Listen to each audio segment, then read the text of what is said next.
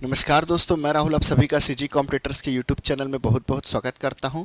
तो दोस्तों आज हम time and work topic continue करेंगे। जो पिछले क्लास में हम टाइम एंड वर्क पढ़ रहे थे, जो बेसिक क्वेश्चंस हमने किए थे, आज उसी टॉपिक के हम यहां पर एडवांस लेवल के क्वेश्चंस करेंगे। तो दोस्तों आज का जो टॉपिक है उसमें कुछ इस तरीके से क्वेश्चंस पूछा जाएगा कि कोई व्यक्ति जो है वह या तो कार्य छोड़ देगा या तो कार्य में शामिल हो जाएगा। ठीक है, क्या बोला मैंने कि कोई व्यक्ति है या तो वह कार्य में शामिल हो जाएगा या तो वह कार्य छोड़ देगा। जैसे फॉर एग्जाम्पल क्वेश्चन कुछ इस प्रकार पूछेगा कि ए किसी काम को 10 दिन में कर सकता है, बी किसी काम को 20 दिन में कर सकता है। फिर दोनों ने साथ में मिलकर कार्य शुरू किया, फिर कुछ दिनों बाद ए ने कार्य छोड़ दिया। अब बचे हुए शेष काम को बी अकेले कितने दिन में करेगा, तो इस तरीके से पूछेगा। या फिर ऐसा बोलेगा कि ए किसी काम को 10 दिन में कर सकता है। एक उदाहरण ले रहा हूँ कि ए किसी काम को 10 दिन में कर सकता है, बी किसी काम को 20 दिन में कर सकता है। तो ए और बी ने साथ में काम शुरू किया, फिर कुछ दिनों बाद सी भी शामिल हो गया, तो पूरा कार्य कितने दिनों में समाप्त हुआ।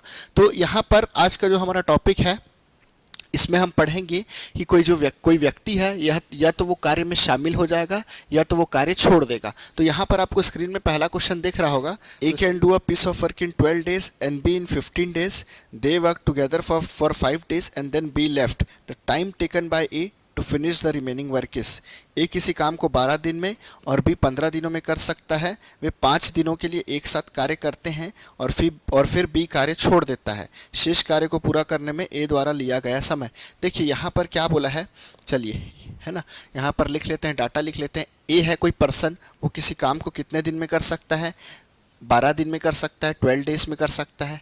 ए अगर अकेले काम करेगा तो किसी काम को 12 दिनों में समाप्त कर सकता है। ठीक है, बी क्वेश्चन में अब क्या बोला है, बी किसी काम को करेगा तो कितने दिनों में करेगा। बी किसी काम को कितने दिनों में कर सकता है, 15 दिन में कर सकता है, 15 days में कर सकता है ना।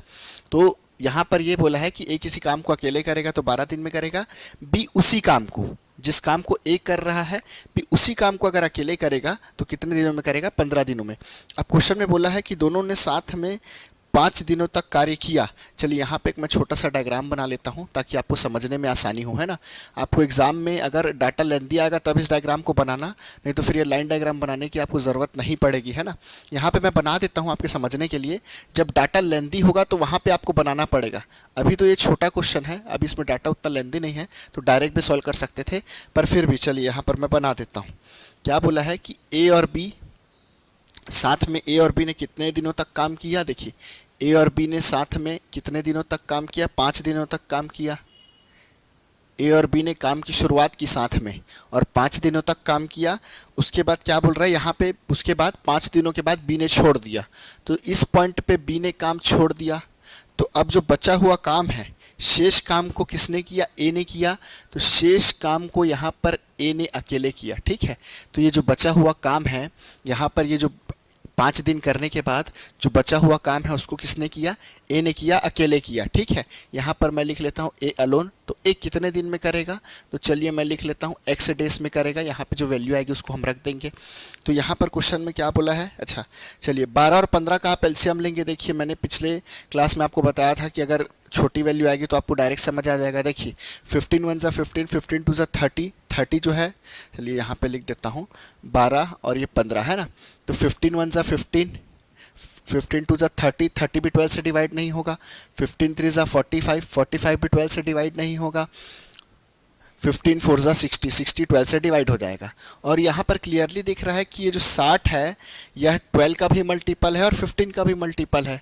तो यहाँ से आपको तो ऐसे ही समझ आ जाएगा डायरेक्टली, आपको 12 और 15 का टेबल तो याद है, तो 60 तो ऐसे ही समझ आ जाएगा। फिर भी अगर कोई और बड़ी वैल्यू आई या फिर अगर आपको एलसीएम लेने में दिक्कत हुआ तो आप ऐसा कर सकते हैं। ठीक है, और एक फ्रैक्शन मेथड, वैसे फ्रैक्शन मेथड मैंने बोला था छोटी वैल्यू में इसकी नीड नहीं है, फिर भी चलिए यहाँ पे मैं लिख देता हूँ 12/15। इसको मैं कैंसिल करूँगा तो क्या होगा, 3 4 ज़ा 12, 3 5 ज़ा 15। अब क्रॉस मल्टीप्लाई कर दो, 15 4 ज़ा 60 या फिर 12 5 ज़ा 60। तो यहाँ पे कितना हो गया, 60 आपका क्या हो गया, एलसीएम हो गया, है ना। 15 4 ज़ा या फिर 12 5 ज़ा, दोनों केस में क्या आएगा, 60 आपका एलसीएम आएगा। क्लियर है, तो यहाँ पर 60 एलसीएम आ गया, 12 5 ज़ा 60, 15 4 ज़ा 60। तो ए का एक दिन का काम कितना हो गया, देखिए ए का एक दिन का काम कितना हो गया, 5। बी का एक दिन का काम कितना हो गया, 4। अब दोनों साथ में मिलकर काम करेंगे तो चलिए देखिए ए और बी का साथ में अगर ए और बी काम करेंगे, ए और बी साथ में काम करेंगे तो एक दिन में कितना काम करेंगे। ठीक है, क्वेश्चन के अकॉर्डिंग क्या बोला है, दोनों ने साथ में 5 दिन काम किया। तो भाई दोनों अगर साथ में 5 दिन काम करेंगे तो पहले एक दिन का काम कितना है ये पता करना पड़ेगा। तो दोनों का साथ में एक दिन का कार्य कितना है, देखिए दोनों का साथ में एक दिन का कार्य कितना है। ए जब 5 करेगा, बी 4 करेगा, तो एक दिन में 5 और 4 दोनों कितना काम करेंगे, 9 काम करेंगे, 9 वर्क करेंगे। क्लियर है, दोनों अगर साथ में काम करेंगे तो एक दिन में कितना वर्क करेंगे, 9 वर्क करेंगे। तो भैया एक दिन में 9 वर्क करेंगे तो 5 दिन काम किया है तो 5 दिन में कितना काम होगा, 5 डेज में कितना वर्क करेंगे, 5 × 9 तो कितना हो जाएगा 45। तो भैया जब एक दिन में 9 काम किया दोनों ने साथ में मिलकर, तो 5 दिन में कितना काम हुआ, 45 काम। ठीक है, 5 दिन में कितना हुआ, 45 काम। अब कौन छोड़ देगा, अब भैया यहाँ पे बी छोड़ देगा।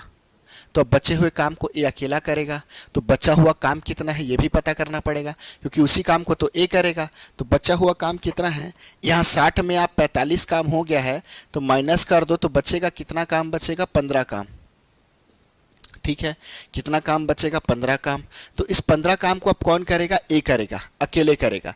तो देखिए ए अकेले करेगा 15 काम को। मैंने आपको बताया था टाइम इज इक्वल्स टू क्या होता है, वर्क अपॉन एफिशिएंसी। तो ये अकेले करेगा, बचे हुए काम को कितने दिन में करेगा।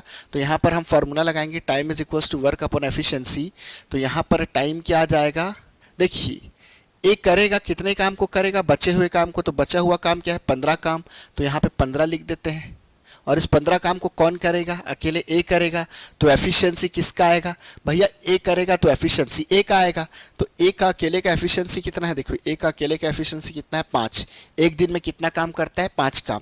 तो यहाँ पे 15 काम करना है 5 वर्क पर डे की एफिशिएंसी से।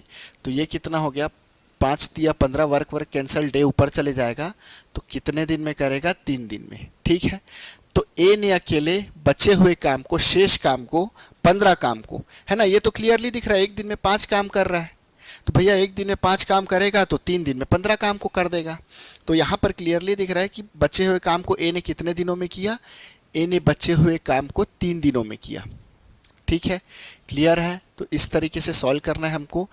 जो पर्सन जितने दिन काम कर रहा है उसको उतने दिन काम करवा देना है, आपका आंसर आ जाएगा।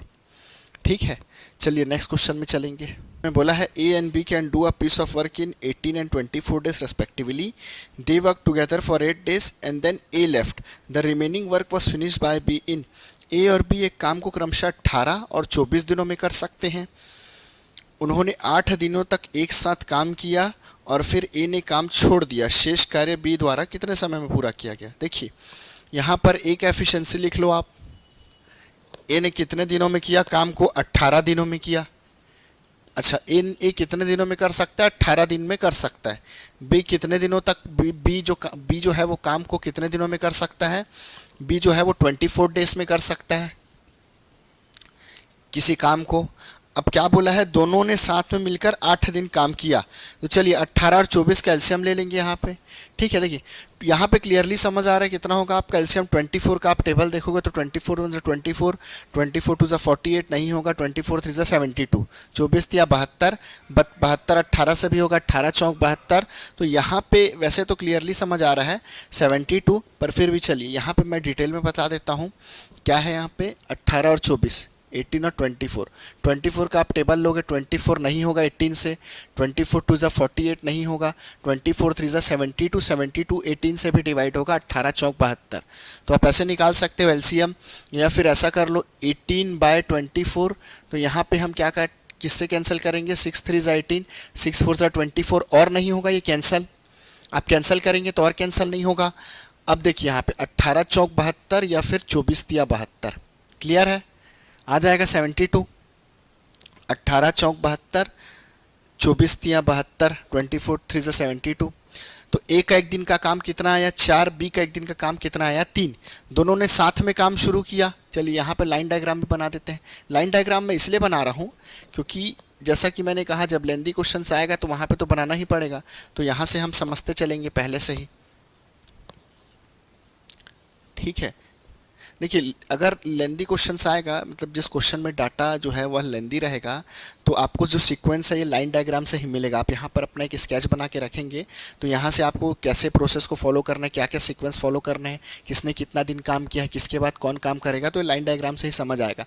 बार बार आप क्वेश्चन में स्टेटमेंट पढ़ेंगे तो कन्फ्यूज़न होगा और आपका टाइम वेस्ट होगा। तो एक बार क्वेश्चन में जो स्टेटमेंट है उससे आप लाइन डायग्राम बना लेंगे, फिर लाइन डायग्राम के अकॉर्डिंग जो प्रोसेस है, लाइन डायग्राम के अकॉर्डिंग जो आपका सीक्वेंस है वो फॉलो करके आप क्वेश्चन सॉल्व करेंगे। तो यहाँ पर कन्फ्यूज़न नहीं होगा और आपका समय भी कम लगेगा। ठीक है, तो चलिए यहाँ पर क्या बोला है, दोनों ने साथ में कितना दिन काम किया, 8 दिन में काम किया।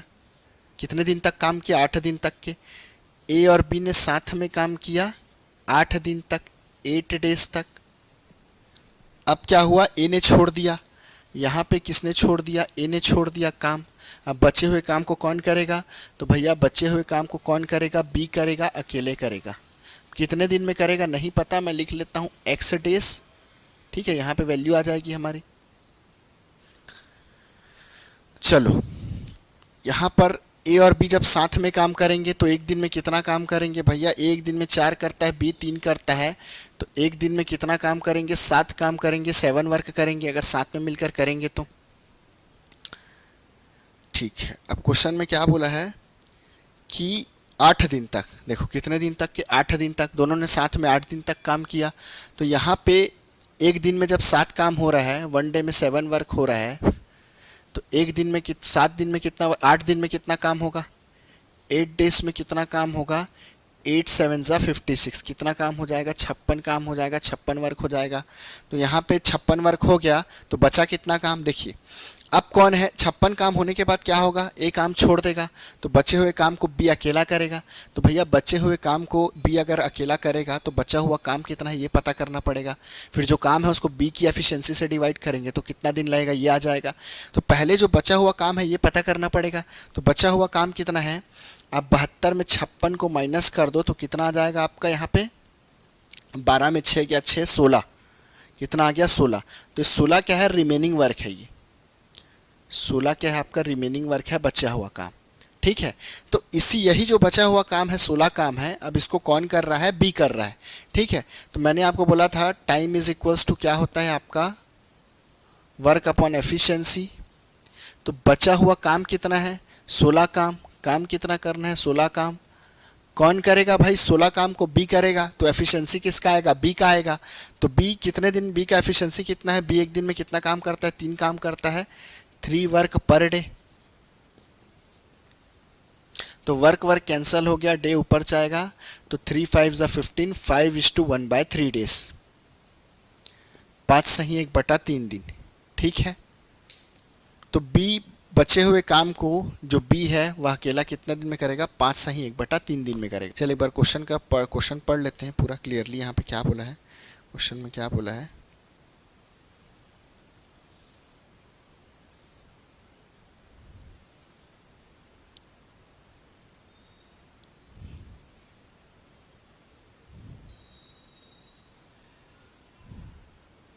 हाँ, क्वेश्चन में बोला है शेष कार्य बी द्वारा कितने समय में पूरा किया गया। ठीक है, 5 सही 1/3 दिन, 5:1/3 डेज। चलिए नेक्स्ट क्वेश्चन में चलेंगे आप। तो यहाँ पर क्वेश्चन में क्या बोला है, A can finish a work in 24 days, B in 9 days and C in 12 days. B and C start the work but are forced to left after 3 days. The remaining work was done by A in, A एक काम को 24 दिनों में, B इसे 9 दिनों में और सी इसे 12 दिनों में कर सकता है। बी और सी काम शुरू करते हैं लेकिन उन्हें काम छोड़ने के लिए मजबूर किया जाता है, वे 3 दिनों बाद काम छोड़ देते हैं। शेष कार्य ए द्वारा अकेले कितने समय में पूरा किया गया। चलिए यहाँ पर बोला है ए किसी काम को कितने दिन में कर सकता है, ए भैया किसी काम को 24 दिनों में कर सकता है, 24 डेज में कर सकता है। बी उसी काम को कितने दिनों में कर सकता है, बी उसी काम को 9 दिनों में कर सकता है, 9 डेज में कर सकता है। सी उसी काम को कितने दिनों में कर सकता है, 12 डेज में कर सकता है, 12 दिन में कर सकता है। चलिए अब लाइन डायग्राम हम बना लेते हैं। क्वेश्चन में क्या बोला है, चलिए क्वेश्चन के अकॉर्डिंग जो स्टेटमेंट है क्वेश्चन में उसके अकॉर्डिंग लाइन डायग्राम बना लेते हैं। B and C start the work, B और सी काम शुरू करते हैं, बी और सी काम शुरू करते हैं, बी और सी ने काम शुरू किया। ठीक है, कितने दिनों तक काम किया बी और सी ने, क्वेश्चन में बोला है बी और सी ने 3 दिनों तक काम शुरू किया। सॉरी बी और सी ने 3 दिनों तक काम किया। 3 दिनों बाद बी और सी को मजबूर होना पड़ा काम छोड़ने के लिए। तो यहाँ पे 3 दिनों तक बी और सी ने काम किया। अब क्वेश्चन में क्या बोला है यहाँ पे,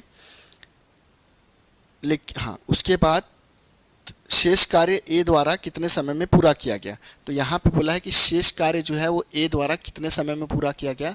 तो जो बचा हुआ दिन है या जो बचा हुआ काम है उसको कौन करेगा, ए करेगा, अकेले करेगा। तो यहाँ पे नहीं पता तो चलो इसको एक्स डेज लिख लो। अब सॉल्व करेंगे हम क्वेश्चन को देखो 24, 9 और 12 का एलसीएम कितना आएगा। 24, 9 और 12 का एलसीएम कितना आएगा। आप एलसीएम लोगे तो 24, 9 और 12 का। तो यहाँ तो क्लियर समझ आ रहा है। देखिए सबसे बड़ी वैल्यू लोगे 24 1 ज़ा 24, 24 12 से डिवाइड होगा, 9 से नहीं होगा। 24 2 ज़ा 48, 48 आपका किससे डिवाइड होगा, 12 से डिवाइड होगा, लेकिन 9 से नहीं होगा। 24 3 ज़ा 72, 72 आपका 12 से भी डिवाइड होगा, 12 का मल्टीपल है, 12 6 ज़ा 72, 9 का भी मल्टीपल है, 9 8 ज़ा 72। तो एलसीएम कितना आ जाएगा 72। चलिए यहाँ पे लिख देता हूँ मैं 24, 9 और क्या है 12। तो 24 का लेंगे टेबल तो 24 से कम 24, 24 12 से होगा, 24 2 ज़ा 48, 48 12 से होगा, 9 से नहीं होगा। 24 3 ज़ा 72, 72 12 से भी होगा, 9 8 ज़ा 72, 9 से भी होगा। तो इस तरीके से आप एलसीएम निकाल लो, या फिर जो मैंने फ्रैक्शन वाला आपको मेथड बताया था आप वो फॉलो करके निकाल लो। फ्रैक्शन वाले के लिए मैंने क्या बोला था, आप 3 वैल्यू ले लो। चलिए यहाँ पे थोड़ा सा रफ कर देते हैं इसको। चलो मैं यहाँ पे सॉल्व कर लेता हूँ इस साइड। 24, 9 और 12, पहले 24 और 9 को ले लो आप। तो मैं 24/9 लिख देता हूँ, 24/9। तो 3 8 ज़ा 24, 3 3 ज़ा 9 और कैंसिल नहीं होगा ये।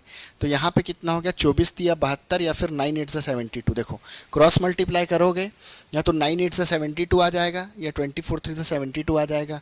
तो यहाँ पे कितना आ जाएगा 72। अब 72 भैया 12 से तो कम्प्लीटली डिवाइड हो जाएगा, 72 12 से कम्प्लीटली डिवाइड हो जाएगा। तो क्या बचेगा, 12 को यहाँ पे एज इट इज़ लिख देंगे, है ना, जैसे मैंने एलसीएम वाले आपको पहले वीडियो में करवाया था। तो 72 12 से डिवाइड हो जाएगा तो क्या आ जाएगा यहाँ पे एलसीएम 72। तो 24 9 और 12 का एलसीएम कितना आ जाएगा 72। 24 3 72, 9 8 ज़ा 72, 12 6 ज़ा 72। क्लियर है। ए का एक दिन का काम कितना आया, ए का एक दिन का काम कितना आया 3 आया। बी का एक दिन का काम कितना आया 8 आया। सी का एक दिन का काम कितना आया 6 आया। अब भैया क्वेश्चन में बोला है कि बी और सी अकेले कितना दिन करेंगे, 3 दिन काम करेंगे। तो यहाँ पे चलिए बी और सी का मैं निकाल देता हूँ। बी और सी का एक दिन का काम कितना आएगा, एक दिन में कितना करेंगे। देखिए बार बार ऐसा आपको 1 डे वर्क 2 डेज वर्क ऐसा लिखने का ज़रूरत नहीं है।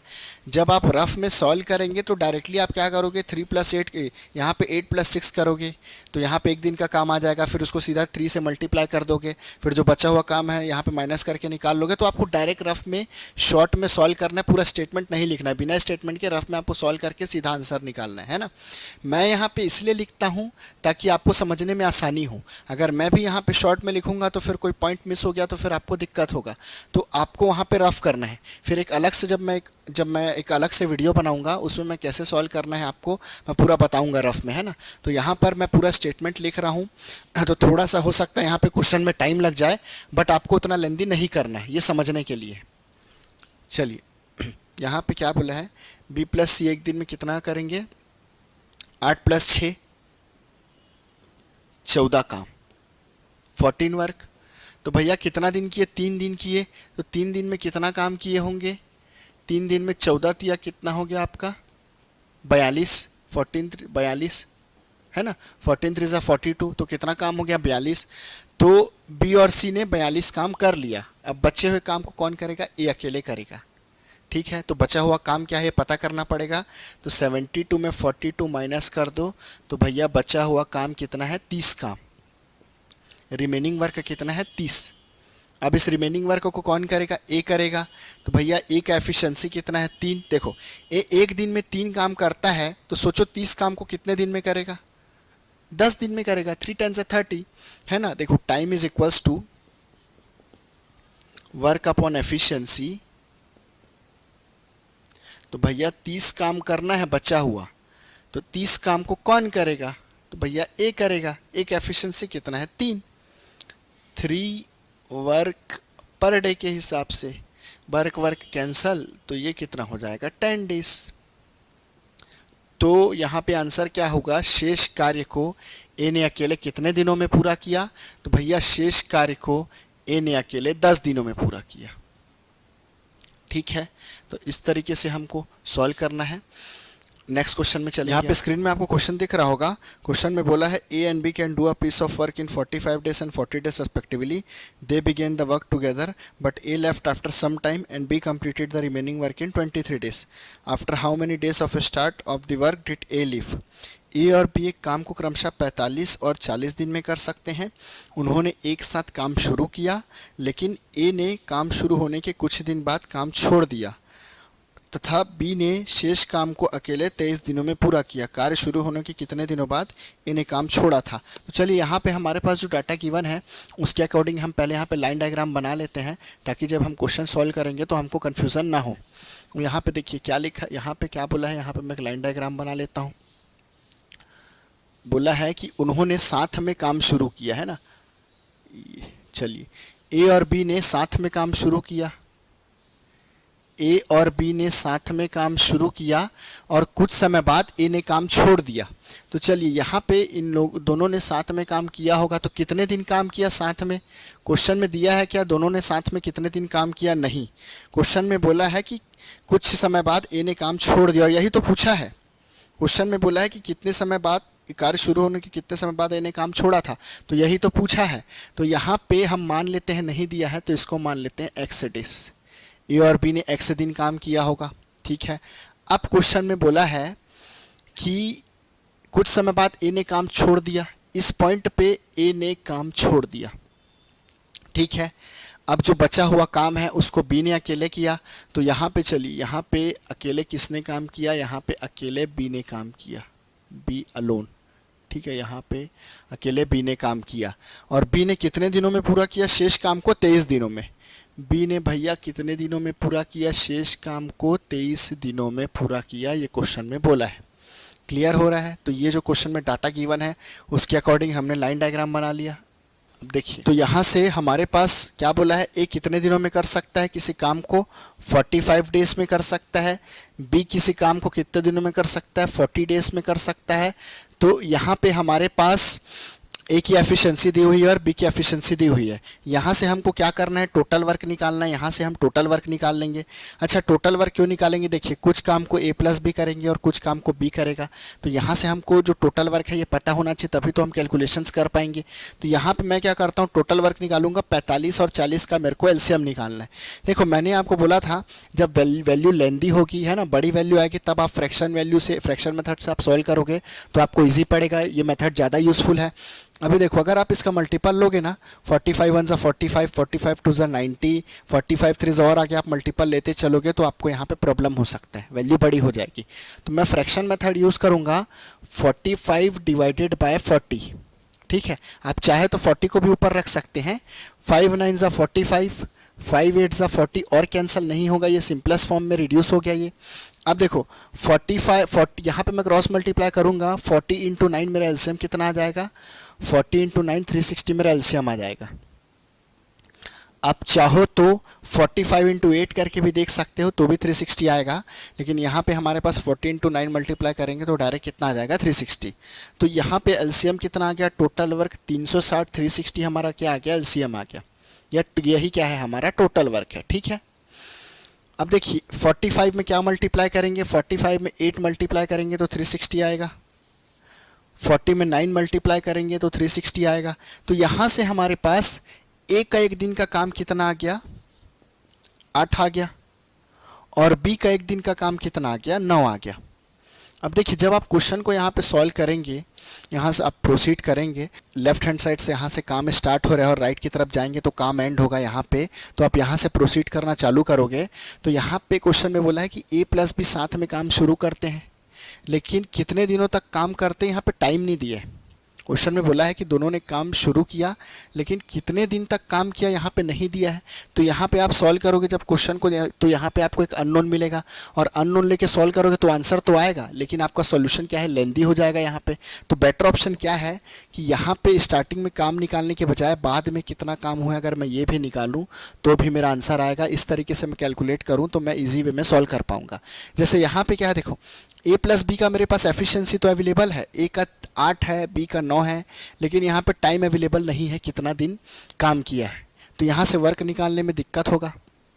लेकिन b का हमारे पास देखो यहाँ पे एफिशिएंसी भी अवेलेबल है और यहाँ पे कितना दिन काम किया है, 23 दिन काम किया, टाइम भी अवेलेबल है। तो work is equals to time into efficiency करके बी ने कितना काम किया है ये हमको पता चल जाएगा। फिर यहाँ जो टोटल वर्क है उससे मैं बी के काम को माइनस कर दूंगा तो ए और बी ने कितना काम किया था ये पता चल जाएगा।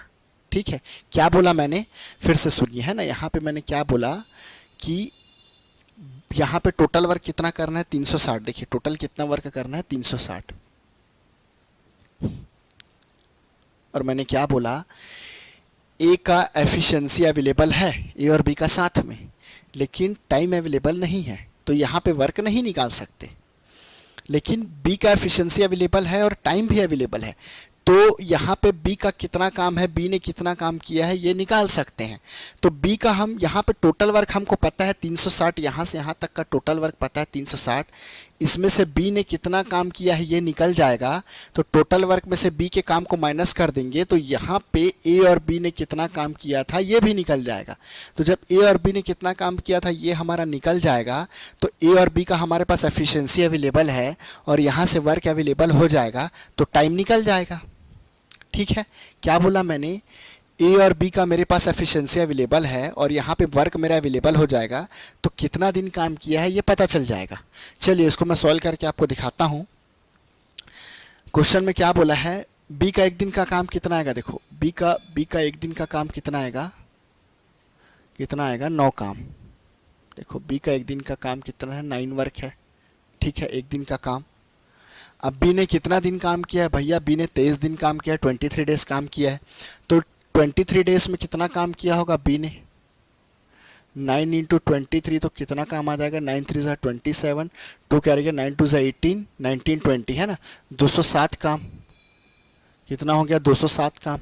ठीक है, यहाँ पर बी ने 23 दिन में कितना काम कर लिया, 207 काम। तो यहाँ पे मैं क्या करता हूँ, बी ने टोटल 360 में से 207 काम, 207 वर्क बी ने कर लिया है। क्लियर हो गया। तो 360 काम में जब बी ने 207 काम कर लिया है तो बचा कितना काम, 360 काम में बी ने 207 काम कर लिया है तो बचा कितना काम। तो भैया 360 में 207 को माइनस कर दो, यहाँ पे 3 बचेगा, यहाँ पे 5 बचेगा और 3 माइनस 2 153। ठीक है, कितना काम बचेगा, 153 काम।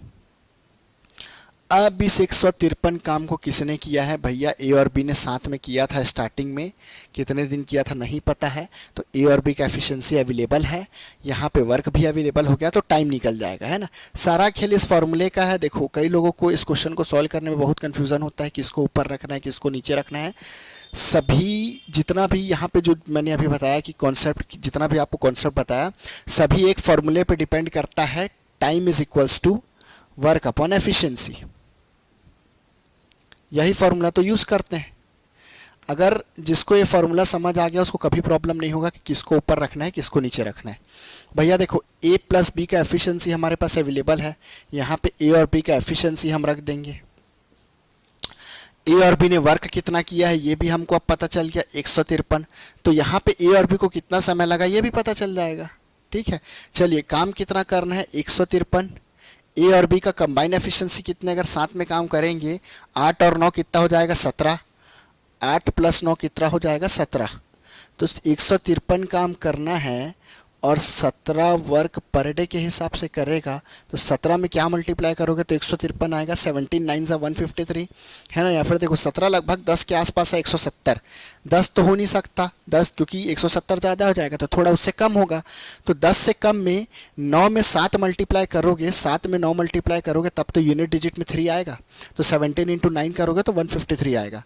तो यहाँ पे कितना हो गया भैया, 17 इंटू 9, तो यहाँ पे कितना आ गया, 9 डेज। 17 इंटू 9 करोगे तो कितना आ जाएगा आपका 153। तो यहाँ पे ए और बी को कितना समय लगा था भैया, ए और बी को 9 दिन लगा था। ठीक है, जब ए और बी दोनों ने साथ में 9 दिन काम किया तो 153 काम कर लिया। फिर ए ने छोड़ दिया, उसके बाद बी ने अकेले काम किया, 23 दिन में कितना 207 काम किया। ठीक है, तो यहाँ पे क्वेश्चन में पूछा था कि ए ने कितने दिन बाद काम छोड़ा है, तो भैया ए ने 9 दिनों के बाद काम छोड़ा है। दोनों ने साथ में 9 दिन काम किया है, उसके बाद ए ने काम छोड़ दिया। तो करेक्ट आंसर क्या है, 9 डेज।